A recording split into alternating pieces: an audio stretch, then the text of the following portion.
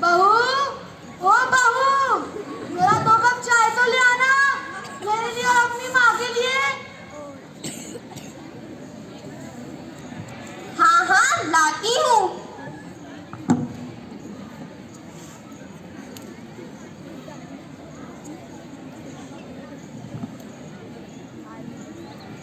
सुखी रहो बेटा, तुम्हें तो पता ही है, जब तक सुबह 2 कप चाय ना पी लूं, तब तक पेट साफ नहीं होता। अच्छा तो मैं चलती हूँ।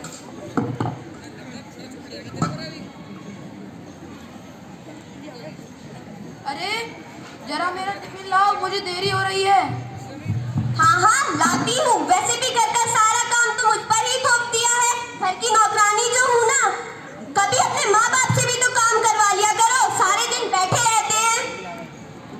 अरे माँ, तुम भी थोड़ा हाथ बटा लिया करो, आखिर कब तक लगी रहेगी वो अकेली। अरे बेटा, तुझे तो पता है ना, डॉक्टर ने जो कहा है, तेरी माँ की रीढ़ की हड्डी में जो तकलीफ है, उसी वजह से उसे काम करने में दिक्कत जो होती है। अरे बापूजी, इतना काम करने से टूट नहीं जाएंगी हड्डियाँ।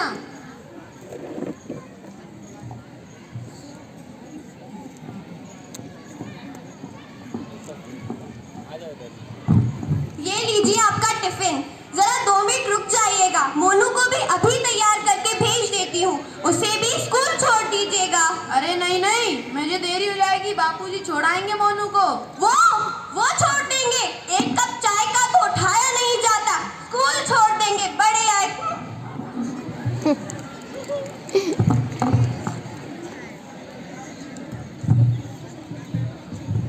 दादाजी, दादी जी।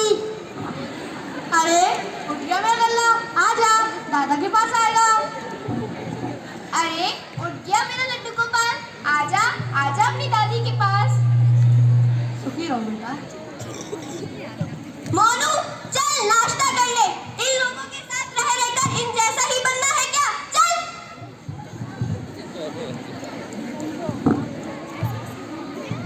चलो, मैं भी अब मोनू को स्कूल छोड़ाता हूँ। अरे राम, अरे लेकिन आपके जोड़ों का दर्द?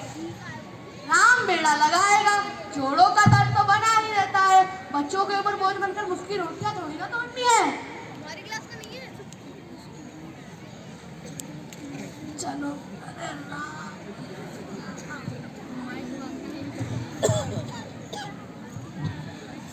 अगर हमें खेलते समय थोड़ी सी भी चोट लग जाए तो हम विद्यालय से 3 दिन की छुट्टियां ले लेते हैं। तो आप अनुमान लगा लीजिए कि वृद्धावस्था में कितनी पीड़ा होती होगी। राकेश और बाबूजी घर पर नहीं होते हैं। आइए देखते हैं आगे क्या होता है।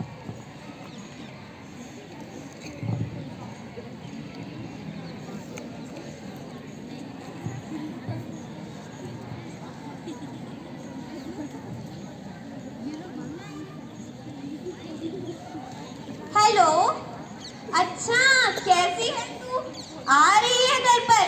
आजा आजा, कोई बात नहीं, आजा। माँ जी,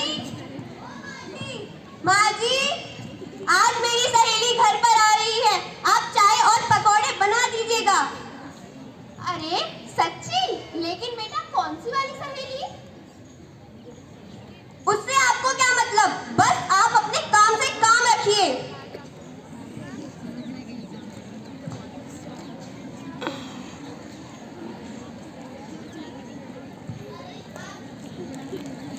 अरे आ गई तू, कैसी है? अच्छी हूँ, तू बता। और सब बता, कैसा हाल चाल? बढ़िया। आजा। और बता। तू तो बहुत अमीर हो गई है। अरे ये सब मेरी ही तो मेहनत का कमाल है। अरे राम।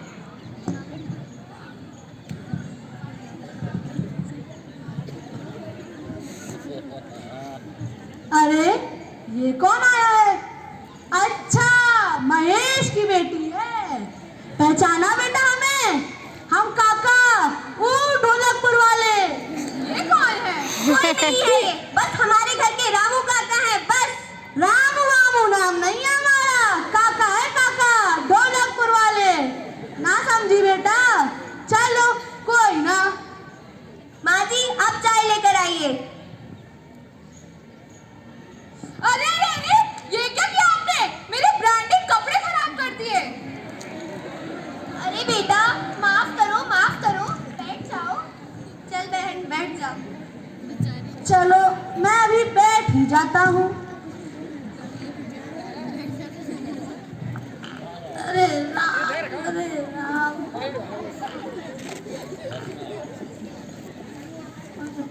ओ माफ करना, वो सुबह से निकल नहीं रहा था, सो अब निकल गया। सारा माहौल खराब कर दिया। चल यार, चलती हूँ मैं। यार माफ करना, चल ठीक है बाय। आने दो आज इन्हें, सारे इन दोनों के सारे कहानी हमें क्या सुनाऊंगी।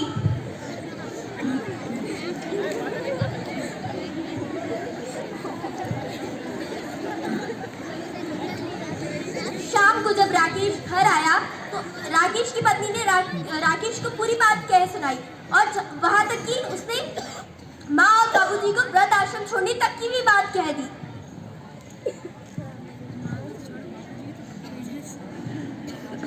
बस अब बहुत हो चुका, अब मैं तुम्हारे माँ बाप को नहीं झेल सकती हूँ।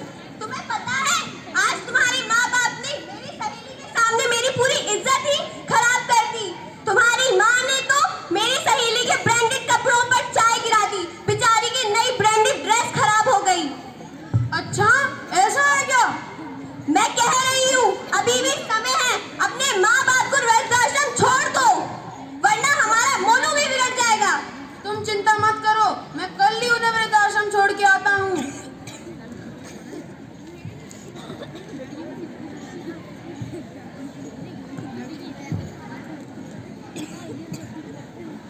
जिन्होंने अपनी पूरी जिंदगी अपनी बेटी पर लगा दी, आज उसी बेटे ने अपने माँ बाप के वृद्धाश्रम छोड़ने की बात पर ही बात विचार नहीं किया।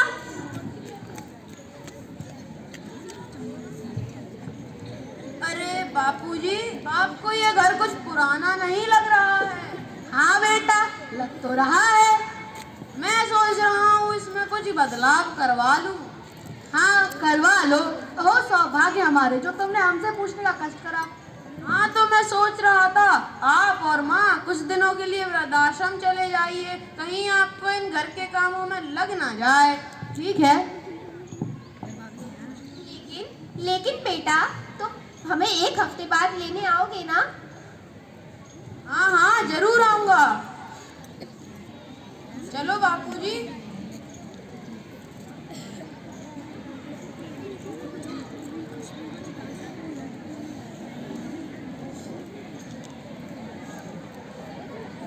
चलो बापूजी, आओ माँ।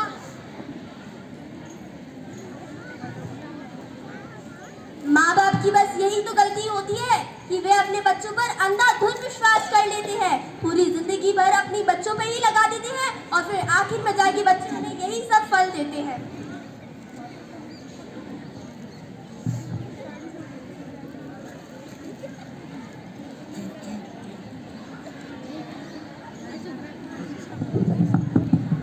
बागों की हर फूल को अपना समझे बागवान, बागों की हर फूल को अपना समझे बागवान। नमस्ते। नमस्ते नमस्ते नमस्ते नमस्ते। आप यहाँ कितने दिन के लिए रहने आए हैं? यहाँ पर तो सब पूरी वृद्धावस्था तक रहने आते हैं। नहीं, हमारा बेटा तो हमें एक हफ्ते बाद लेने आ जाएगा। अरे सब यहाँ ऐसे ही आते हैं, उन्हें उनके बच्चे ऐसे ही छोड़कर जाते हैं। नहीं नहीं, हमें अपने बेटे पे पूरा यकीन है कि वो हमें एक हफ्ते बाद लेने जरूर आएगा। हाँ हाँ आएगा, जरूर आएगा।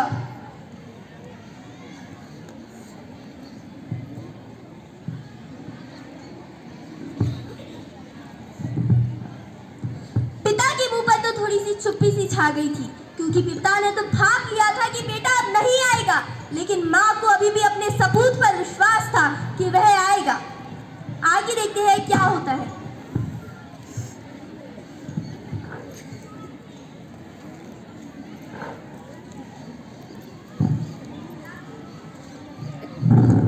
राकेश अपने एक मित्र के घर जाता है। अरे मित्र, बहुत दिनों बाद। हाँ बैठो बैठो। हाँ, इनसे मिलो, ये मेरी माँ है। हाँ हाँ ठीक है। नमस्ते अंकल। नमस्ते बेटा, नमस्ते। अंकल मोनू नहीं आया? नहीं बेटा, वो घर पे पढ़ाई कर रहा था तो मैं अकेला ही चला आया। अरे छुटकी, जाओ जाके खेलो, दादी जी को परेशान मत करो। अरे भाई साहब आए हैं, मुझे तो पता ही नहीं चला। चलिए कोई बात नहीं, आप लोग बातें कीजिए, मैं चाय बना कर लाती हूँ। अरे बेटा, तुम्हारे माता पिता कहाँ हैं? काफी समय से देखा नहीं उन्हें। हाँ हाँ, माता पिता कहाँ हैं? अरे उनको अरे मित्र, हिचकिचा क्यों रहे हो? अरे वो मैं उन्हें वृद्धाश्रम छोड़ाया क्योंकि घर में वैसे ही काम थे, वो परेशानियां दे रहे थे, मेरी बीवी परेशान रहती थी तो छोड़ आया वृद्धाश्रम। क्या तुम अपने माता पिता को वृद्धाश्रम छोड़ा है? क्या तुम्हें यह पता नहीं है, जब तुम छोटे थे बिस्तर गीला करते थे, जब तुम्हारी माँ तुम्हें गीले बिस्तर से हटाकर सूखे पे लटाती थी और खुद गीले पे सो जाती थी, और तुम्हें ये बात भी नहीं पता कि तुम्हारे पिताजी ने तुम्हें कंधे में बिठा के पूरी दुनिया सैर कराई। अरे मित्र, माफ कर दो।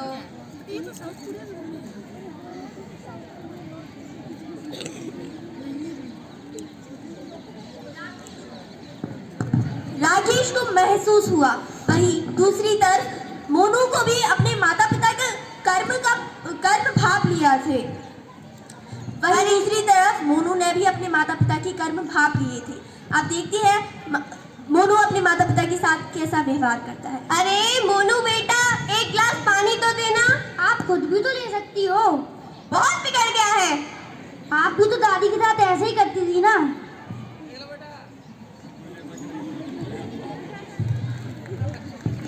वहीं दूसरी तरफ मोनू की बुआ आती है, जिसको राकेश ने बुलाया था और सब कुछ कह सुनाया था।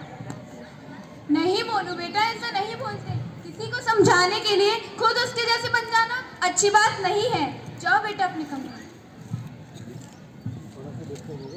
और भैया भाभी, आप दोनों जिन माँ बाप ने आपको पाला पोसा, इतना बड़ा किया, आपने उन्हें ही घर से निकाल दिया। आपको जरा सी शर्म नहीं आई?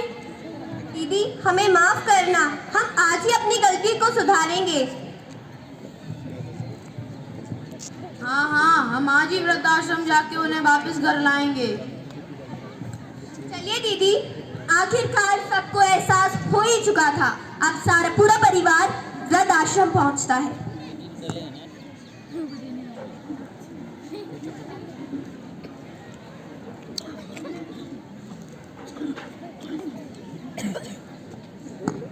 वृद्धाश्रम में माता पिता तो खुश होते हैं, पर राकेश के मुंह पर उदासी छा जाती है। वह बहुत लज्जित होता है। वह सोचता है कि अंदर जाऊं कि नहीं जाऊं, क्योंकि अब वह अपने माता पिता के सामने मुंह दिखाने के लायक ही नहीं बचा था। माँ, मुझे माफ कर दो माँ, मैंने बहुत बड़ी गलती की, मुझे अपनी गलती का पछतावा हो चुका है। घर चलिए। हाँ बापूजी, मैं मूर्ख था जो आपको यहाँ वृद्धाश्रम। हाँ बेटा, कोई दिक्कत। बापूजी वापस घर चलिए। चलिए माँ, चलिए।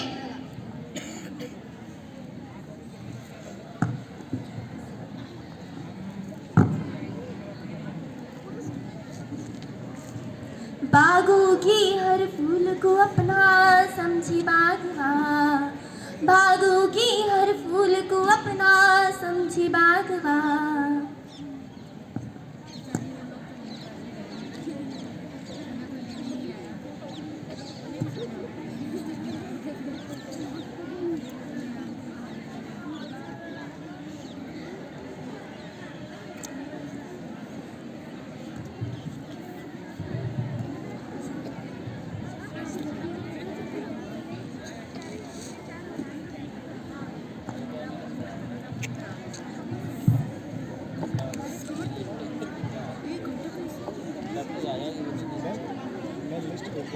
जिन माता पिता ने उंगली पकड़ के चलना सिखाया, कांधे पे बैठ के दुनिया दिखाई, उन्हें ही वृद्धाश्रम छोड़ाते हैं। हमें ऐसा नहीं करना चाहिए, नहीं करना चाहिए, नहीं करना चाहिए, नहीं करना चाहिए। आधुनिकता की दौड़ में इतना भी ना खो जाओ कि अपने माता पिता का सम्मान करना भूल जाओ। सम्मान करना भूल जाओ, सम्मान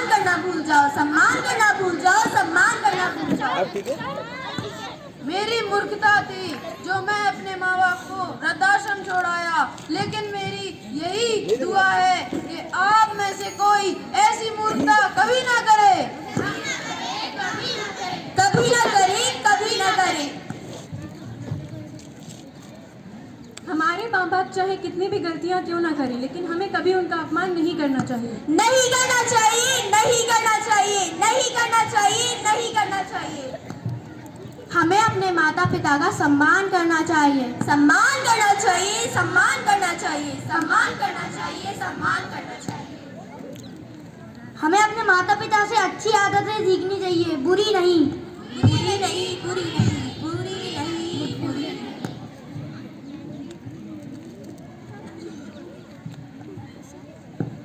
हम सभी रानी लक्ष्मीबाई सदन की विद्यार्थी आप लोगों से आशा करते हैं कि हम आप सभी ये एकांकी का उद्देश्य समझ चुके होंगे। धन्यवाद। धन्यवाद।